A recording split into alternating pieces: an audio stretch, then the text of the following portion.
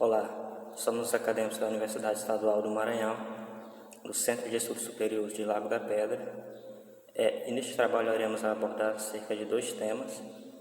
Inicialmente, no primeiro momento, acerca do ensino de língua portuguesa, reflexão crítica e práticas, e gêneros textuais, comunidade de ensino e aprendizagem escolar. Este trabalho tem por componentes Cleane Monteiro, Jéssica Araújo, Daildo Gonçalves, que sou eu quem vos fala, Lisandra Pinheiro, Márcia Bezerra e Rafael Almeida. Como dito, abordaremos nesse primeiro momento acerca do primeiro tema, que é ensino de língua portuguesa, reflexão crítica e práticas. Para abordarmos acerca do ensino de língua portuguesa, nos direcionaremos em primeiro momento acerca das concepções de linguagem. Que essas concepções de linguagem basicamente dito como se ensina, o que se ensina dentro do ensino de língua portuguesa. E cabe ao professor adotar a que melhor se aplica ao contexto. Nesse sentido, ter conhecimento das concepções que norteiam o ensino de língua portuguesa, de língua materna, se faz indispensável. Diante disso, os estudos linguísticos têm sido definidos em torno de 2 tendências que, segundo Antunes, é uma tendência centrada na língua enquanto sistema potencial.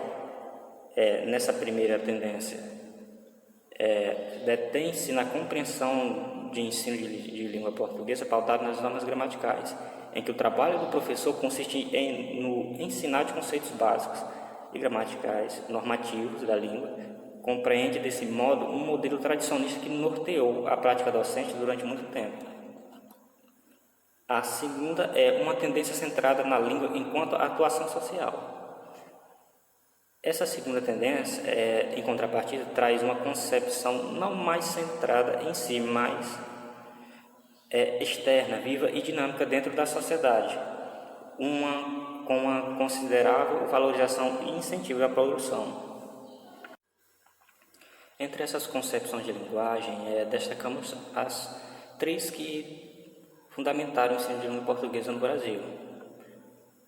A primeira concepção é a linguagem como expressão do pensamento. Essa concepção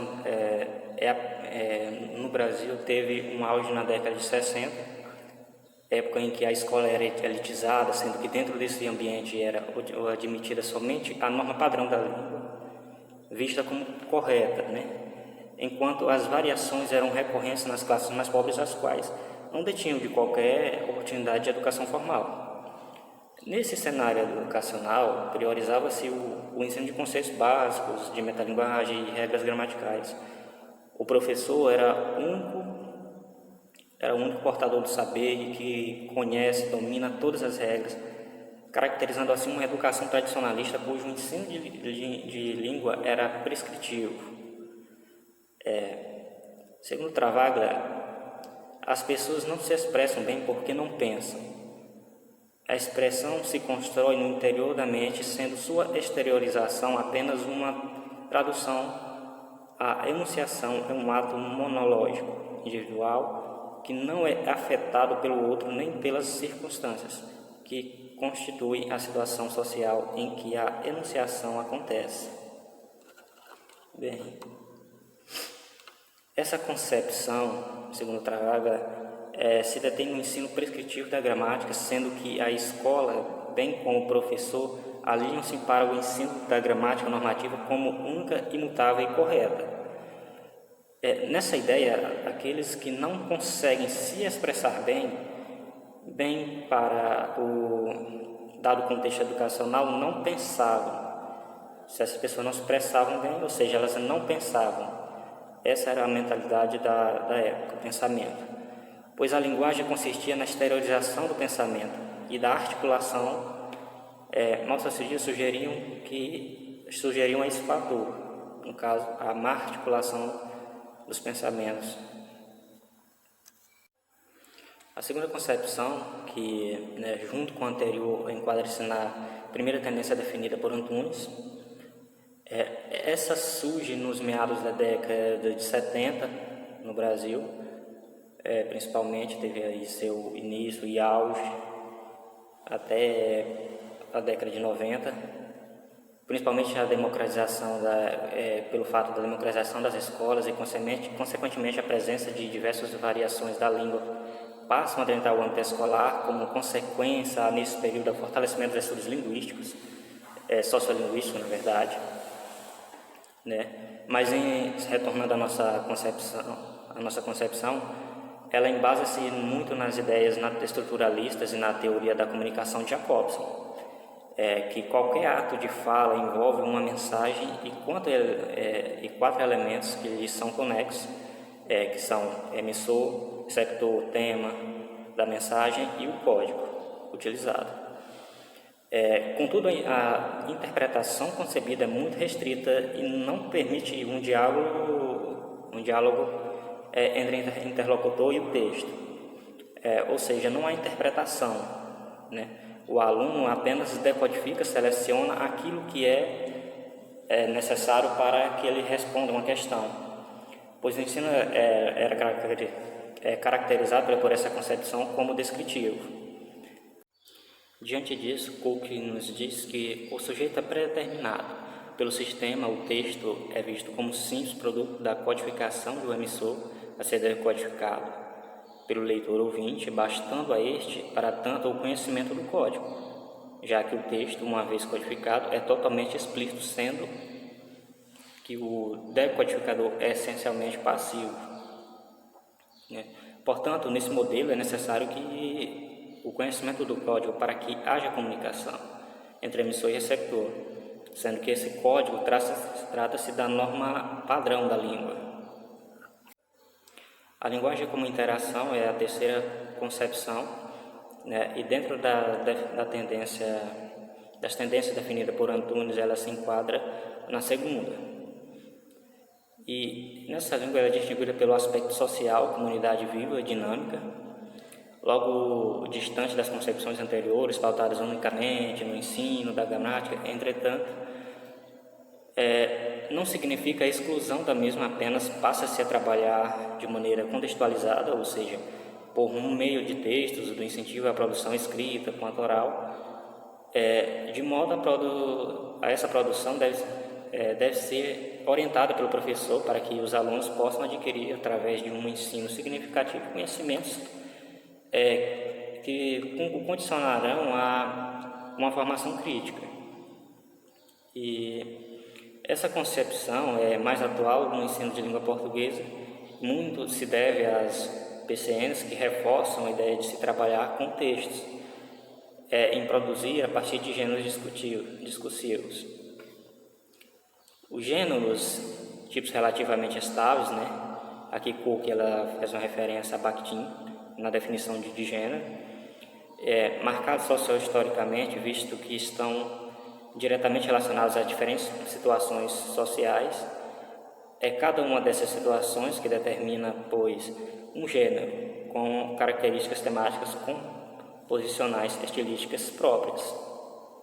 O professor, nessa concepção, deve trabalhar a leitura no sentido de o aluno conhecer os diferentes gêneros textuais, de modo a se apropriar das formas discursivas, assim como podendo desenvolver a produção, seja escrita ou oral, pois o aluno conseguirá expressar de maneira mais concisa e fluente, bem como de forma contextualizada. Se apreende da norma culta nesse processo, e a linguagem é compreendida como um instrumento de interação social, estimula a reflexão do mundo que o cerca. E acerca desses gêneros textuais é que nós vamos iniciar a segunda temática, que vai ser mais abordada, explicada de maneira mais concisa, a seguir. Boa tarde, dando continuidade. Por que adotar uma perspectiva interacionista para o ensino da língua portuguesa? Desde o início do século XXI, o ensino de língua portuguesa passou a se fundamentar sobre novos paradigmas teórico-metodológicos e didáticos. A perspectiva interacionista ganhou evidência e os gêneros discursivos constituíram-se como unidade de ensino. Essas foram transformações com profundo impacto na área ao longo da escolaridade básica obrigatória. Dessa forma, ganharam evidência as teorias vigotskianas, que era sobre a aprendizagem como prática mediada socialmente pela linguagem. E os estudos bakhtinianos, que era acerca dos gêneros discursivos, o qual considerava esses gêneros formas padrão, relativamente estáveis, determinadas sociohistoricamente. Segundo Bakhtin, todas as comunicações só ocorrem a partir de um dado gênero, atendendo a determinadas funções comunicativas e características composicionais. Mas o que significou para a prática escolar? A perspectiva interacionista permitiu que o ensino se beneficiasse a partir de novas orientações didáticas e conceituais que passariam a sustentá-lo, como a concepção de linguagem passando a ser concebida como atividade de mediação socioideologicamente. Como seria essa concepção de linguagem? Os professores eles abririam espaço para que os alunos interviessem no processo de produção, leitura e escuta de textos, considerando sua colaboração como sujeitos de linguagem, não como meros recebedores de textos e assimiladores de regras gramaticais. O gênero passou a ser considerado como uma unidade de ensino. Como seria isso? Seria, nesse cenário, a correção de textos perdeu sua importância em função do acompanhamento da escrita no seu processo de produção. O ensino passou a se fundamentar na consideração das mais diversas normas, não apenas da norma padrão, e houve a valorização do repertório prévio do aluno. O próximo, o objetivo didático de domínio das unidades linguísticas e das normas sintático-ortográficas a partir da cópia e decodificação, deu vez ao trabalho como a interpretação e a criação, ou seja, trouxeram para a esfera escolar dimensões do ensino negligenciadas, planejamento, a escrita, a produção oral, a reescrita, a reformulação e a socialização. Então, boa tarde. Dando continuidade ao trabalho, é preciso repensar o ensino de língua portuguesa? Se pararmos para pensar, sim, é preciso ser repensado, ser reavaliado. Há algumas mudanças que já começaram, mas ainda há uma necessidade de melhorar o ensino da língua portuguesa. É comum que muitos dos professores acabam ficando presos ao livro didático. E sabemos que o livro didático ele é bem tradicional e que ele prioriza muito as regras e as normas. E isso possibilita que o aluno ele não possa estar interagindo e também que ele não chegue às suas próprias conclusões. Temos aqui uma citação de Antunes que diz o seguinte: é preciso ir além das definições para descobrir a importância do aprendizado de morfologia. É necessário ir além da nomenclatura, das classificações, da simples análise sintática de frases soltas para ver como as unidades da língua funcionam na construção dos textos e que efeitos seus usos podem provocar na constituição do discurso. Então, é importante sim que o aluno conheça sobre as regras gramaticais, sobre as normas, como pode ser usado, né? Mas podemos ver aqui claramente nessa citação que é preciso ir além das definições, da nomenclatura.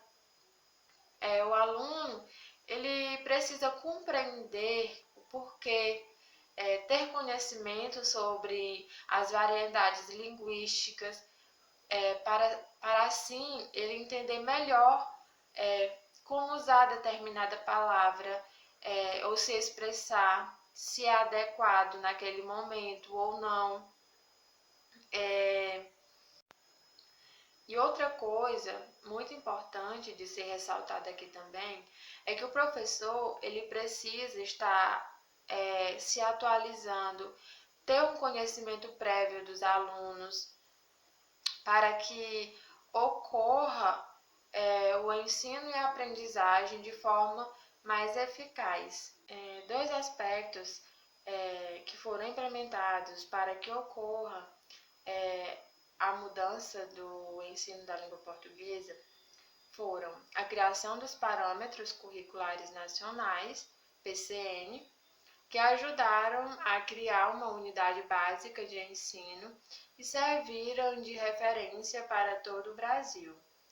E o avanço dos estudos na área sinalizavam a necessidade de reconceitualizar as práticas escolares, incorporando uma perspectiva interacionista de linguagem e de aprendizagem. Então, para o PCN, o principal papel do professor é como mediador. O PCN de língua portuguesa descreve também sobre a competência do discurso de seus alunos, no que diz respeito à leitura, à escuta e à produção de textos. E sim, os avanços dos estudos também contribuíram bastante, né, porque a partir desses estudos é que foi possível ver aquela necessidade de poder mudar as práticas escolares e assim ajudar ter um ensino de qualidade, né? Porque o professor ele precisa estar se atualizando para que possa ajudar o seu aluno. Então, esses estudos possibilitaram isso, para que os professores mudassem as suas práticas e melhorassem o ensino da língua portuguesa. Gêneros textuais como unidade de ensino e aprendizagem escolar. Mas afinal, o que é gênero textual? Para Bakhtin, os gêneros são tipos relativamente estáveis de enunciados. Ou seja, seguindo essa definição de gênero, os gêneros textuais estão constantemente em nossas vidas, no nosso dia a dia. E eles têm um formato mais ou menos constante, ou seja, eles pouco mudam. Já para Marcos-T, ele define gênero como uma noção propositalmente vaga para referir textos materializados que encontramos em nossa vida diária e que apresentam características sociocomunicativas definidas por conteúdos, propriedades funcionais, estilo e composição característica. Os gêneros textuais são classificados conforme as características comuns que os textos apresentam em relação à linguagem e ao conteúdo. Estão presentes em nossas vidas e possuem um formato mais ou menos constante, isto é, eles pouco mudam. Para Bakhtin, os gêneros orais e escritos são infinitos e eles se classificam em primários e secundários. Primários, simples, secundários, complexos. Por exemplo, em simples, temos o telefonema, o recado, o convite, a carta. Já os secundários, temos a dissertação de mestrado, a tese de doutorado, romance, etc. A quantidade de gêneros textuais é realmente muito grande e sempre pode aumentar.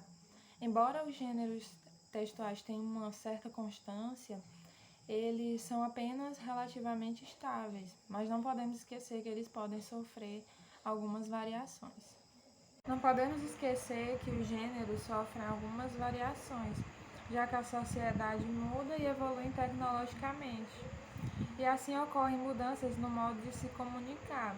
Assim, as invenções sociais geram mudanças em gêneros tradicionais, criando novos gêneros. Os gêneros multimodais, por exemplo, o e-mail é uma nova versão das cartas, além das mudanças dadas aos avanços tecnológicos. Os gêneros, assim como a linguagem e a comunicação, são dinâmicos. A intergenericidade ou intertextualidade é um fenômeno de hibridização decorrente da mistura de gêneros. Essa mistura acontece com comunicacional quando um gênero assume a forma de outro gênero para uma melhor comunicação. Boa tarde, meu nome é Cleane, dando sequência à apresentação sobre gêneros textuais, irei abordar a diferença entre gênero e tipo textual. Os conceitos de gênero e tipo textual são totalmente distintos e, segundo Marcos Chi, tipologia ou tipo textual é um modo de nomear uma sequência definida de acordo com os elementos linguísticos que a compõem, como tempos verbais, aspectos lexicais e sintáticos. Partindo disso, podemos dizer que o tipo textual é a forma como o texto se apresenta, pois todo texto apresenta uma ordem padrão, que é construída com estruturas específicas, com objetivo e uma finalidade, e é a partir desses aspectos que os textos podem ser classificados entre 5 a 9 tipos textuais. Muitos autores abordam apenas 5, já tem outros que abordam todos os 9. E os mais conhecidos é o texto narrativo, o descritivo, o injuntivo, o expositivo, o texto argumentativo e o dialogal. Todos esses textos, eles apresentam estruturas específicas, porém distintas. O texto narrativo, ele tem a sua estrutura específica, né, a qual é caracterizado por narrar uma história através da sequência, de uma sequência de fatos. Os elementos essenciais da narração o espaço, o tempo, os personagens, o enredo e o narrador. A partir do momento que se lê um texto com essas características, de imediato se deduz que é um texto narrativo.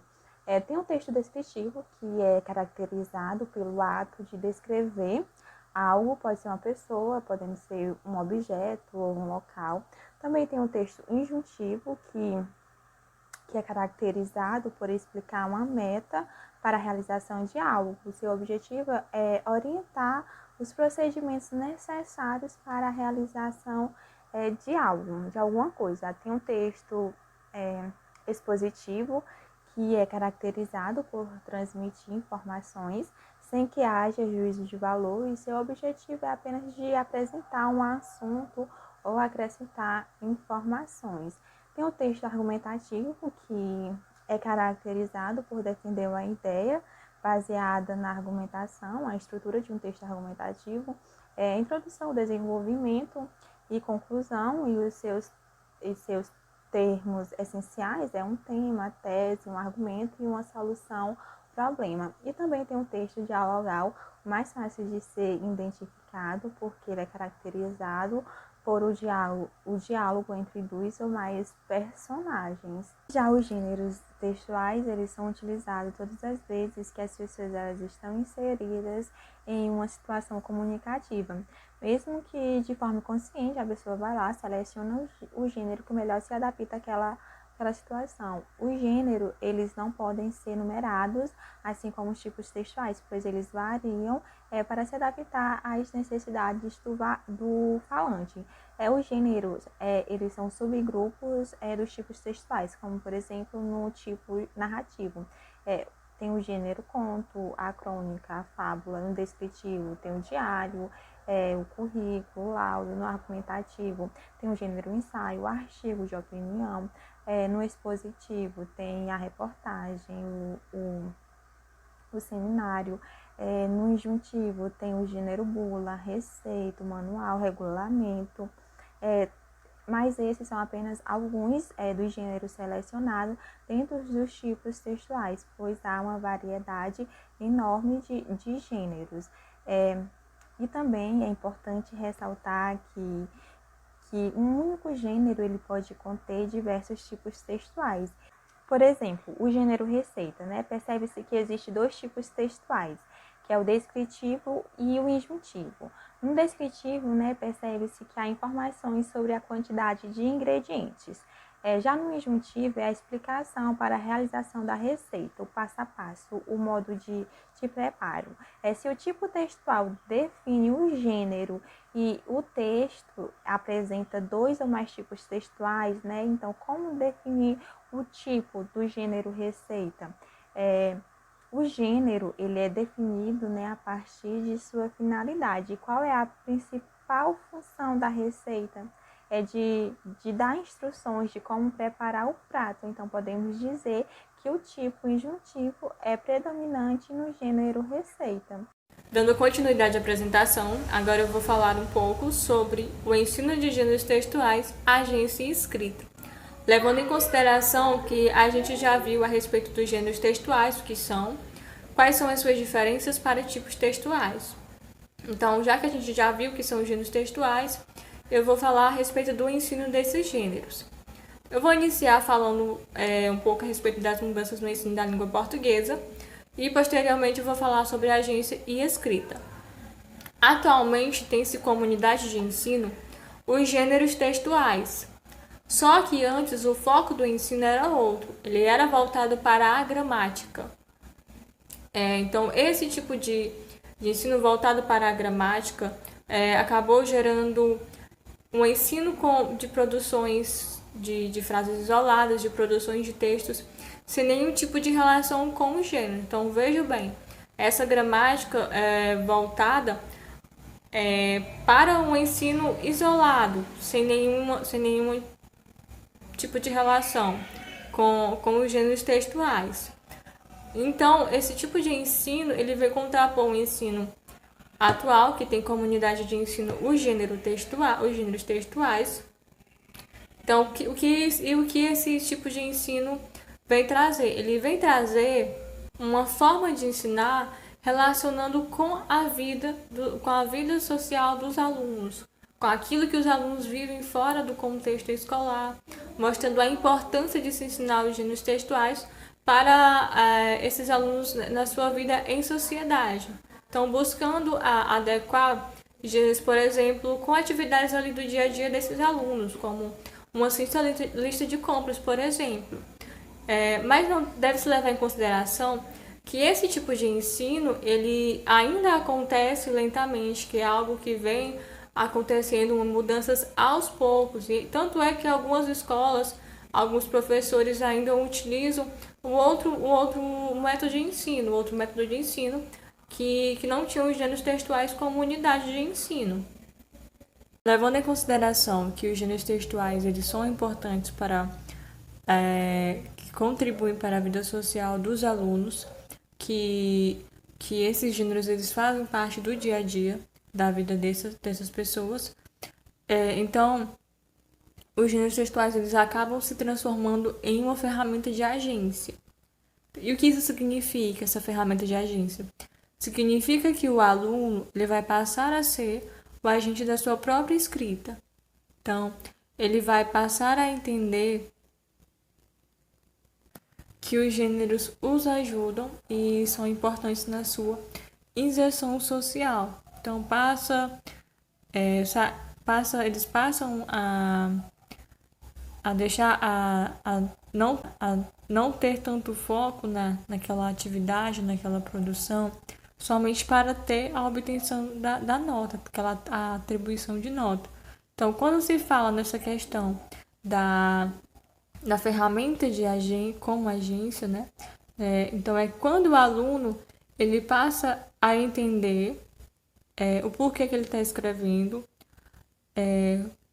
qual é o sentido daquilo que ele está escrevendo. Ele passa a perceber, então aquilo passa a ter um significado. Então, quando ele se torna o agente da sua própria escrita, é porque ele está entendendo aquilo que ele está escrevendo e por que ele está fazendo aquilo. Então, para que ele vai aprender aquilo e vai buscar levar para a sua vida em sociedade. Mas para que o aluno ele possa ser o agente da sua própria escrita, ele necessita do auxílio do professor.